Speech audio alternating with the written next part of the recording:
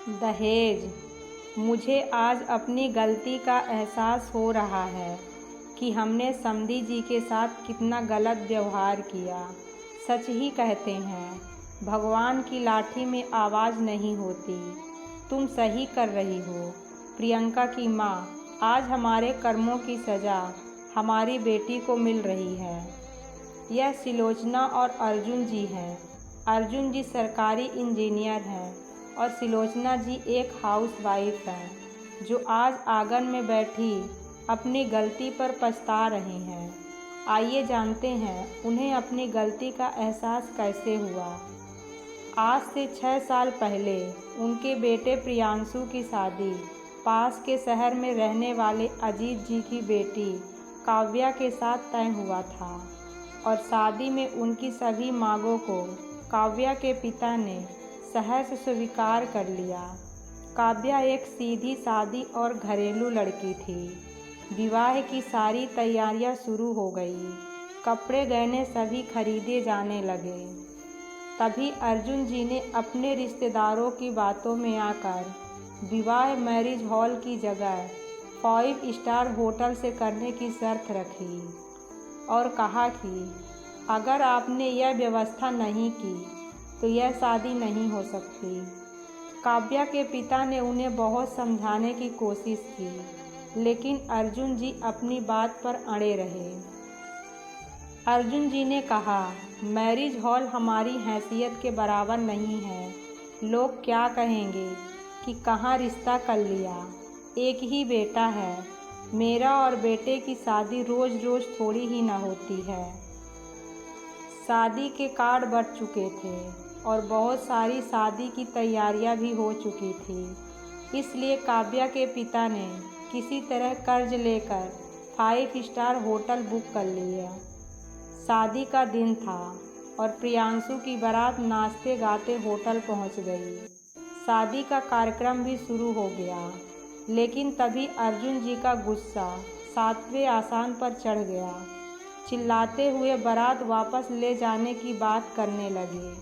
काव्या के पिता ने उन्हें समझाते हुए कहा कि समधी जी, आप बिना वजह नाराज़ हो रहे हैं। आप पहले मेरी बात तो सुन लीजिए। आप ये बताइए, हमारे सारी व्यवस्था की थी, लेकिन होटल वालों का कहना है कि कुछ लड़कों ने बहुत सारा खाना बर्बाद कर दिया, जिसकी खाना कम पड़ गया। तो क्या हो गया, शादी विवाह में तो यह सब होता है और अब क्या ऐसे रिश्तेदार भूखे ही रहें। अर्जुन जी ने गुस्से में कहा। काव्या के पिता और उसके भाई ने किसी तरह स्थिति को संभाला और शादी हो गई। शादी के बाद भी काव्या के ससुराल वालों की मांगें खत्म नहीं हुई। काव्या ने इस बारे में अब अपने पति प्रियांशु से बात की तो उसने कहा, मैं इस सब के बीच में नहीं पड़ना चाहता। दहेज की इस लेन देन ने एक बेटी को उसके माता पिता भाई बहन के प्यार से ज़रूर दूर कर दिया था। काव्या शादी के बाद कभी अपने मायके नहीं जा सकी। जब भी उसके मायके जाने की बात करने के लिए काव्या के पिता आते तो उन्हें कोई न कोई बहाना बनाकर लौटा दिया जाता था या कोई न कोई डिमांड बता देते। काव्या की ननद की शादी में अजीत जी को ढेरों सामान की लिस्ट पकड़ा दी गई, यह कहकर कि समधी हैं, इतना तो करना ही चाहिए। काव्या के पिता भी बेटे के प्यार और उसका घर बसा रहे, इस मोह में सब करते जा रहे थे। काव्या के ननद के विवाह में 2 दिन पहले ही अजीत जी सारा सामान लेकर काव्या के ससुराल पहुंच गए। सामान को देखकर काव्या की सास बोली, ठीक ही है, हमें क्या पता था कि आपकी पसंद ही ऐसी है, नहीं तो हम लोग खुद ही पसंद कर लेते। न साड़ियाँ का रंग अच्छा है, न गहने की डिज़ाइन, और गहने भी कितने हल्के हैं। बेटी के लिए तो कभी आप दिल खोल कर खर्चा ही नहीं करते।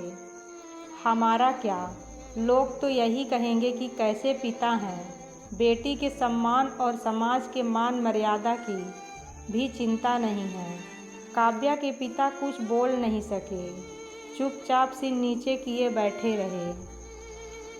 लेकिन आज सारे रिश्तेदारों के सामने अपने पिता की बेइज्जती काव्या बर्दाश्त नहीं कर पाई और बोली, मम्मी जी, समाज की मान मर्यादा की चिंता क्या सिर्फ मेरी पिताजी को या मेरे मायके वालों को होना चाहिए?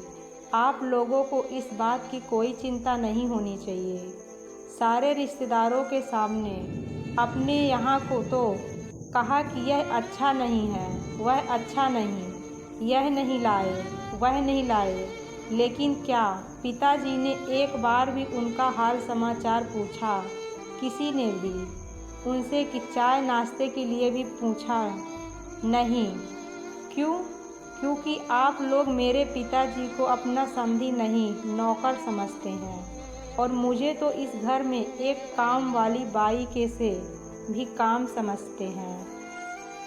जब जिसके मन में आए मुंह उठाकर कुछ भी कह देता है। कुछ खराब हुआ तो काव्या और कुछ अच्छा हुआ तो आप लोग ने किया। काव्या का इस तरह जवाब देना आज सुलोचना जी को बहुत बुरा लगा, और वह भी जब सारा घर मेहमानों से भरा हो। सुलोचना जी ने गुस्से में चिल्लाते हुए कहा कि देखा समधी जी, ऐसे तेवर हैं आपकी लाडली के, वह तो हम जैसे लोग हैं जो इसका गुजारा हो रहा है, नहीं तो किसी और के घर में होती तो कब का घर से बाहर निकाल देते, और आप समझते हैं कि हम लोग ही बुरे हैं। अपनी लाडली को मुंह चलाते के साथ कुछ अच्छा संस्कार भी दे देते तो अच्छा होता। यह सब क्या हम अपनी बेटी को नहीं दे सकते? आप लोगों की तरह कंगाल थोड़ी हैं कि शादी में बारातियों को खाना भी नहीं खिलाए। ले जाइए आप यह सब। हमने तो यह सब इसलिए कहा था कि प्रियंका के ससुराल वालों को यह न लगे कि उनकी भाभी के मायके वाले भी किसी से कम हैं। लेकिन आपकी बेटी ने जो आज हमारी जो बेइज्जती की है, उसके बाद हम काव्या को नहीं रख सकते। आप यह सारा सामान और अपनी बेटी को लेकर चले जाइए। काव्या के पिता अजीत जी ने सुलोचना जी को समझाने की कोशिश की, लेकिन वह कुछ सुनने को तैयार नहीं थी। धीरे धीरे बात बढ़ती ही गई। तभी वहाँ काव्या के ससुर और उसके पति प्रियांशु आ गए। उनके सामने सुलोचना जी और उनके रिश्तेदारों ने काव्या को ही गलत बताया।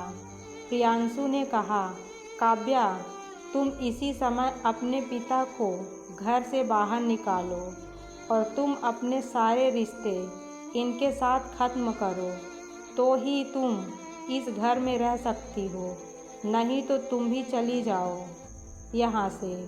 मैं अपने माता पिता का अपमान बर्दाश्त नहीं कर सकता। काव्या ने कहा, बहुत अच्छे विचार हैं आपके प्रियांशु।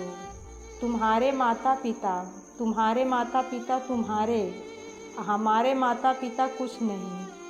तुमने तो सच जानने की भी ज़रूर नहीं समझी। पिताजी की तो छोड़ो, तुम्हें तो मेरे सम्मान की भी परवाह नहीं, वरना तुम इस तरह की बातें नहीं करते। और तुम चाहते हो कि मैं अपने पिता से सारे रिश्ते ख़त्म कर लूँ, तो यह भी सुन लो, पिताजी के मेरा रिश्ता भगवान ने जोड़ा है। वह मेरे पिता हैं, जन्मदाता हैं। मैं चाहूँ तो भी यह रिश्ता ख़त्म नहीं हो सकता। हाँ, आज अभी तुम ये सारे रिश्ते ज़रूर ख़त्म करती हूँ। मैं भी अपने सम्मान को रोज़ मरते मरते थक गई हूँ।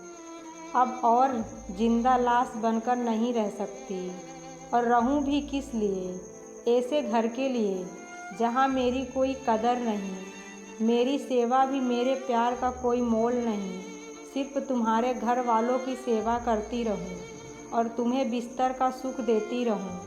क्या मेरा सिर्फ इतना ही वजूद है तुम्हारी नज़रों में? तो मैं आज इसे भी ख़त्म करती हूँ। और हाँ प्रियांशु, मांग में सिंदूर तो कोई भी भर लेता है, लेकिन जो दिल के खालीपन को भरे वही सही मायने में जीवन साथी होता है। काव्या के पिता ने सबको बहुत समझाने की कोशिश की, लेकिन कोई समझने को तैयार नहीं था। काव्या के ससुराल वाले उसका घर टूटने का सारा दोष उसके पिता अजीत जी पर लगाने लगे। काव्या के पिता ने कहा कि समझाया बेटा, 2 दिन बाद घर में शादी है, लोग आएंगे। जब उनको पता चलेगा कि घर की बहू ही घर में नहीं है तो क्या सोचेंगे, क्या इज्जत रह जाएगी समाज में। अर्जुन जी और सुलोचना जी इस घर की कैसी कैसी बातें करेंगे लोग तुम्हारे बारे में। पहले प्रियंका की शादी हो जाने दो, फिर यह सब देखेंगे। मेरा क्या बेटा, तुम्हारा घर बस रहे, इसलिए तो यह सब सहता आया हूँ। तुमसे प्यारा मुझे अपना सम्मान थोड़ी ही है। अपने पिता की बात सुनकर काव्या के आंसू नहीं रुके, लेकिन आज उसने अपने पिता के और अपने सम्मान में कोई समझौता नहीं करने का सोच लिया था। काव्या अपने 3 साल के बेटे बच्चे और अपने पिता का हाथ पकड़कर उस घर को छोड़कर चली गई। काव्या के जाते ही लोग उसके बारे में उल्टी सीधी बातें बनाने लगे। प्रियांशु और उसके माता पिता सहानुभूति के पात्र बन गए थे, लेकिन समय सबके साथ न्याय अवश्य करता है। जो तकलीफ काव्या और उसके मायके वालों ने सहा, आज उसी का समय ने जवाब दिया। प्रियंका की बारात दहेज को लेकर हुई बहस की वजह से वापस चली गई। यह कहना उचित तो नहीं होगा कि जैसी करनी वैसी भरनी, क्योंकि एक और बेटी का घर इसी दहेज के तनाव से निगल लिया। एक और परिवार का सम्मान बिखर गया। ऐसे ही ना जाने कितने घर इस दहेज के तनाव से निगल लिए। इतना जिंदगियां बर्बाद कर दी और कितनों को जिंदा जला दिया। कब तक और क्यों हम इस तनाव को पालते रहेंगे? बेटा हो या बेटी, क्या वह अपनी मेहनत से अपने लिए रोटी नहीं कमा सकते? हम यह क्यों भूल जाते हैं? पैसा चाहे जितना भी किसी के पास क्यों ना हो, खाता वह रोटी है, पैसा नहीं खा लेता। हाँ, खाने के तरीके अवश्य बदल सकते हैं।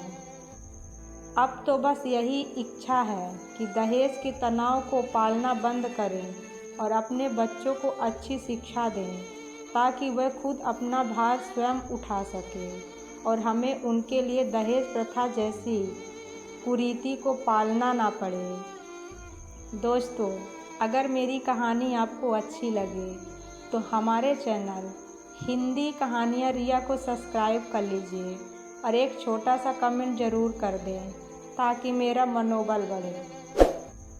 धन्यवाद।